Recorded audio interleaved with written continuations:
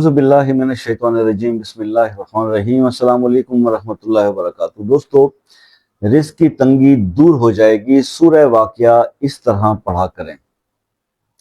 सूरह वाक़िया रिज़्क़ के लिए बहुत ज़बरदस्त है, मसनून है। हुज़ूर पाक सल्लल्लाहु अलैहि वसल्लम ने हदीस मुबारका में ये बताया कि जनाब हदीस से पता लगता है कि सूरह वाक़िया पढ़ने से रिज़्क़ जो है वो बढ़ता है।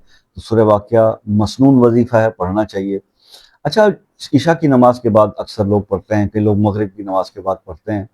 तो मैं इसके थोड़ा सा टाइमिंग पे बात करूंगा, क्योंकि इस पे तो कोई दो राय नहीं है कि क्योंकि सरकार ने ये तालीम फरमाया, और जब सरकार दो आलम सल्लल्लाहु अलैहि वसल्लम किसी चीज़ को तालीम फरमा देते हैं तो बस फिर वो पत्थर पे लकीर है, सिक्का बंद बात है, और उसको करना चाहिए। ठीक है जी, उसको करें। अब बात यह है कि उसकी थोड़ी सी आप उसमें इजाफा तो कर सकते हैं ना। इजाफे से मुराद ये है कि आप उसकी तादाद ज़्यादा भी कर सकते हैं। मिसाल के तौर पर अगर सरकार ने ये फरमाया कि आप 100 मरतबा जो है इस्तग़फ़ार किया करें, 99 दफ़ा, 100 दफ़ा, तो ये आप उस इस्तग़फ़ार को आप हज़ारों पर भी ले जाते हैं। ठीक है जी, इस्तग़फ़ार पढ़ना तो मतलब जितना ज़्यादा करें उतना ज़्यादा सवाब।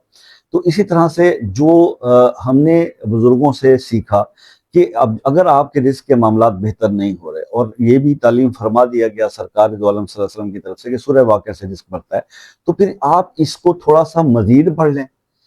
ठीक है ना, इसी सूरह मुबारका को आप थोड़ा मज़ीद पढ़ लें तो उसमें कोई मुज़ायका नहीं है। मिसाल के तौर पर इसको फजर की नमाज के बाद भी पढ़ लें, इसको असर की नमाज के बाद भी पढ़ लें, और इसको फिर आप मगरिब या इशा के बाद भी पढ़ लें। तो इसको बजाय एक वक्त में सिर्फ मगरिब, कुछ लोग मगरिब के बाद पढ़ते हैं, कुछ इशा के, मेरी अपनी रूटीन इशा के बाद है।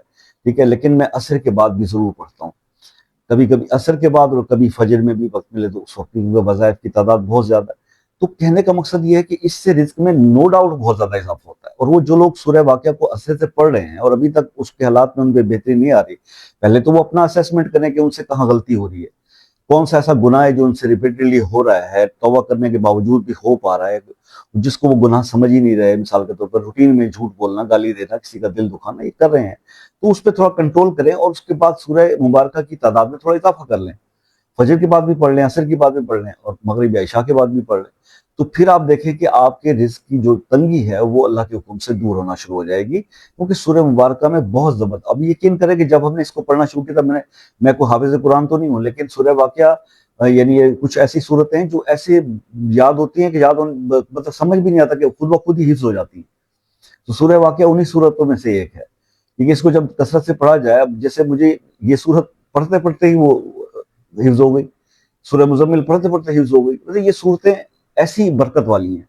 तो आप इसे कीजिए, पूरे यकीन से कीजिए, इंशाल्लाह ज़रूर आपके रिज़्क़ में इजाफा होगा और बेहतरी होगी। मज़ीद कुछ पूछना चाहें तो आप व्हाट्सएप पर राब्ता करके पूछ सकते हैं। अल्लाह ताला आपको कामयाब करे, आपकी रिज़्क़ की तंगी को दूर फरमाइए। दुआएं तो मैं हमेशा आप लोगों के लिए करता रहता हूँ।